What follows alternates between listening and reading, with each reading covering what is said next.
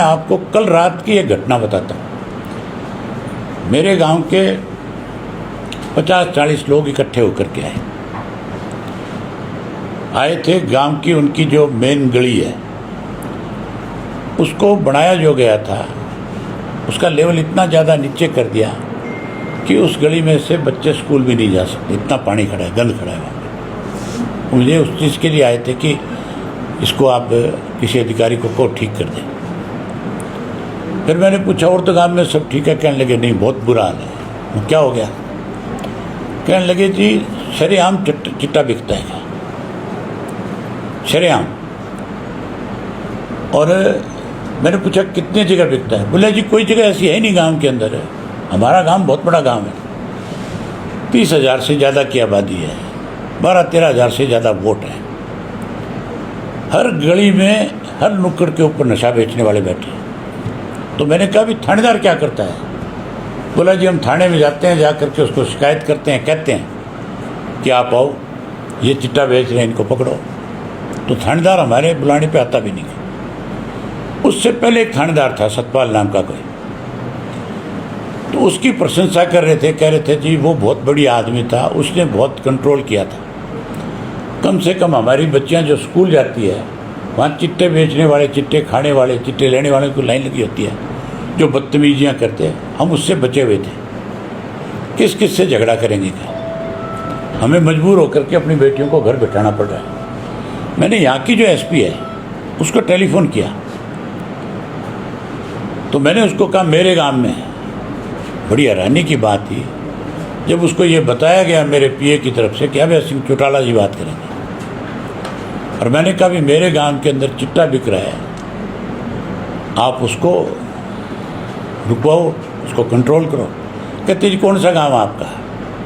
ये हमारी बदकिस्मती है कि यहाँ ऐसे अफसर लगे हुए हैं जो चौटाला जैसे गांव को भी रिकॉग्नाइज नहीं करते। मतलब इससे बड़ी हैरानी की बात क्या हो सकती है? फिर मैंने आगे से उनसे कहा, मैं बोला आपको ये पता नहीं है मेरा गांव कौन सा है? मैं कहा मेरा गांव चौटाला है मैडम, और मेरा ये नाम है, और मेरे गांव के अंदर चिट्टा बिक रहा है उनका, लोग परेशान हैं। कहते हैं मैं देख लूँगी, दिखवा लूँगी। जबकि उसकी ड्यूटी ये बनती है कि वो थाने में जाए, गांव में जाए, गांव के लोगों से मिले, गांव के लोगों से बात करे, पूछे कि कहाँ कहाँ नशा बिक रहा है। अगर बिक रहा है नशा, गांव के लोग कंप्लेंट कर रहे हैं, तो पुलिस का जो कोई इंस्पेक्टर या जिसकी भी ड्यूटी लगी है उसके खिलाफ सख्त एक्शन ले, थाने के खिलाफ एक्शन ले, और उस जिम्मेवारी को ढंग से निभाए।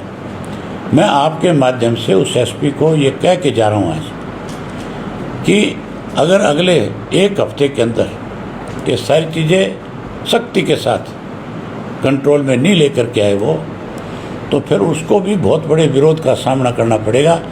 और ऐसा विरोध होगा कि एसपी को अपनी जिम्मेवारी समझ में आ जाए। ये बात मैं आपके माध्यम से एसपी साहिबा को कह के जा रहा हूँ। मैं चाहता हूँ कि जो अधिकारी जिनकी सरकार ने जहाँ ड्यूटी लगा रखी है वो अपने काम का, अपने कर्तव्य का निर्वहन करें, ना कि मतलब इस तरह की बात कह के अपनी बचकाना चीज़ को आगे जाहिर करने की कोशिश करें। वो आईपीएस अफसर है, उसकी एक जिम्मेवारी है, और जो प्रतिनिधि होता है उसकी अपनी एक जिम्मेवारी होती है। मुझे गांव के लोगों ने बताया कि 5 गांव के लोग हम मिले, हमारी बात तक नहीं सुनी। मैंने आज फिर गांव के लोगों से कहा कि तुम जा कर के मिलो, अगर तुम्हारी बात ना सुने तो फिर तुम मुझे बताना। हफ्ते का टाइम दे करके जाता हूँ, या तो सुधार हो जाएगा, नहीं सुधारना आता है। जंतर मंतर पर जिस प्रकार से जो स्टूडेंट्स हैं उन्होंने प्रोटेस्ट किया था, लेकिन इस्तीफा तो भाजपा की तरफ से दिलवा दिया गया है, लेकिन उन छात्रों को डिटेन करके उन पर एफआईआर की जा रही है। उनका मोदी साहब ने माफी तो मांग ली इस बात के लिए। मोदी साहब ने स्वयं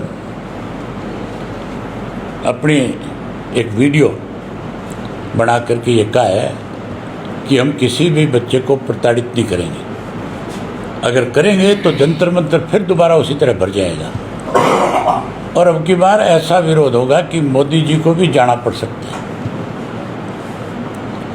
आप ये मान के चलो,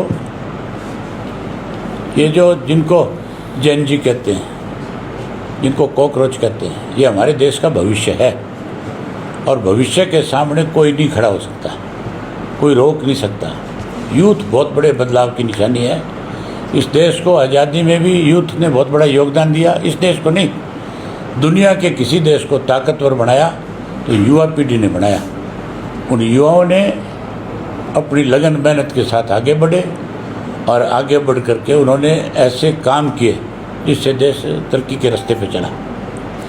मान के चलो, अगर कुछ ऐसा होगा तो आगे बहुत बड़ा विरोध हो जाएगा।